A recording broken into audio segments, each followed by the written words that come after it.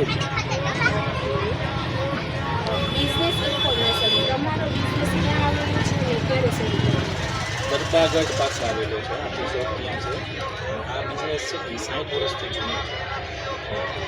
તમે કયા પ્રકારના પ્રોડક્ટ કે સર્વિસ આપો છો? હેન્ડલૂમની બધી આઈટમ છે, બેડશીટ, ટુવાલ, ચાદર, બેડશીટ, બધી આઈટમ અવેલેબલ છે.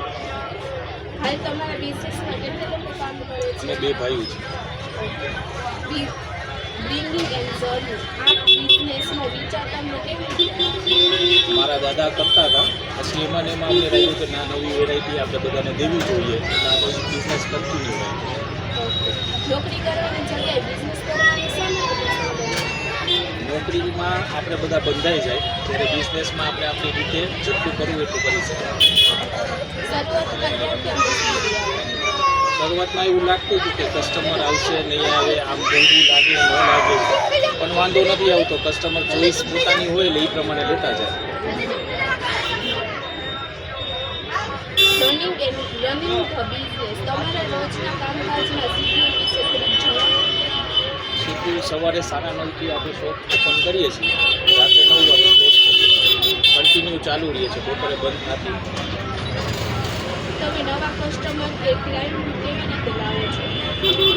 નવા કસ્ટમર એવું છે કે એકવાર આપણે આઈટમ આપેલી હોય, એ કસ્ટમર વાપરે અને એમ થાય કે ના, વસ્તુ સારી છે તો બીજાને લઈને.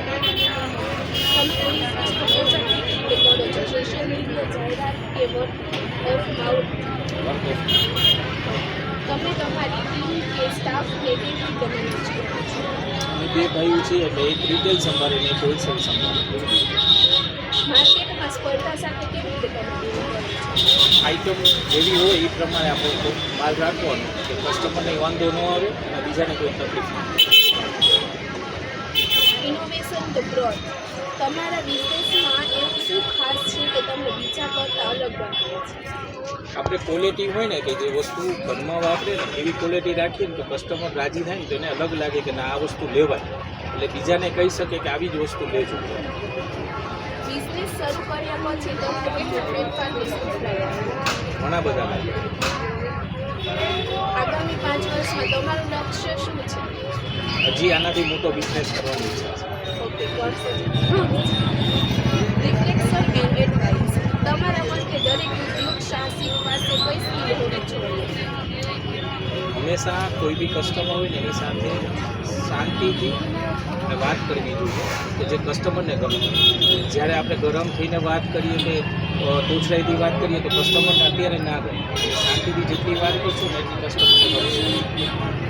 જો કોઈ વિદ્યાર્થી પોતાના બિઝનેસની શરૂઆત કરવા માંગે તો તમે એને શું સલાહ આપશો? કસ્ટમર કોઈ બી આવે, બધી વસ્તુ દેખાડવાની, કોઈ ના નહીં કરવાની અને કસ્ટમરને રાજીથી જવા દેવાનું. એવું નહીં કે ના, તમે ના લીધું તો આમ તેમ હા પાડવાની. તો એકવાર નહીં તો બીજી વાર તો આવશે. થેન્ક યુ, તમારી સાથે કામ કરીને મજા આવી.